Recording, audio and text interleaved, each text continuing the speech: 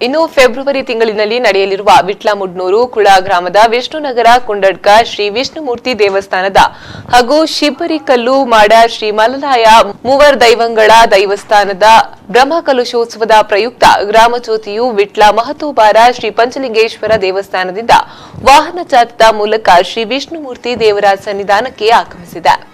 ಗ್ರಾಮಜ್ಯೋತಿ ದೇಗುಲಕ್ಕೆ ಆಗಮಿಸಿದ ಬಳಿಕ ದೇವರಿಗೆ ಮಹಾಪೂಜೆ ನಡೆದು ಬ್ರಹ್ಮಕಲಶೋತ್ಸವ ನಿಮಿತ್ತ ಮುಂದಿನ 48 ದಿನಗಳ ಕಾಲ ಗ್ರಾಮಸ್ಥರೆಲ್ಲರೂ ವ್ರತ ನಿಷ್ಠರಾಗಿರುವುದೆಂದು ಸಂಕಲ್ಪ ಮಾಡಲಾಯಿತು.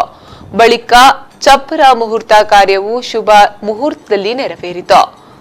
ಈ ಕಾರ್ಯಕ್ರಮಕ್ಕೆ ವಿಟ್ಲಮುಡ್ನೂರು ಪಂಚಾಯಿತಿ ಅಧ್ಯಕ್ಷೆ ಪ್ರೇಮಲತಾ ಪಟ್ಲ, ವಿಟ್ಲ ಅರಮನೆಯ ಕೃಷ್ಣಯ್ಯ ಕೆ ವಿಟ್ಲ, ಜಯರಾಮ್ ಬಲ್ಲಾಲರು, ಬ್ರಹ್ಮಕಲಶೋತ್ಸವ ಸಮಿತಿ ಅಧ್ಯಕ್ಷ ಕೆಟಿ ವೆಂಕಟೇಶ್ವರ ನೂಜಿ, ಕಾರ್ಯಕ್ರಮದಲ್ಲಿ ವೇಣುಗೋಪಾಲ್ ಶೆಟ್ಟಿ ಮರುವಾಳ ಹಾಗೂ ಸರ್ವ ಸದಸ್ಯರು ಉಪಸ್ಥಿತರಿದ್ದರು.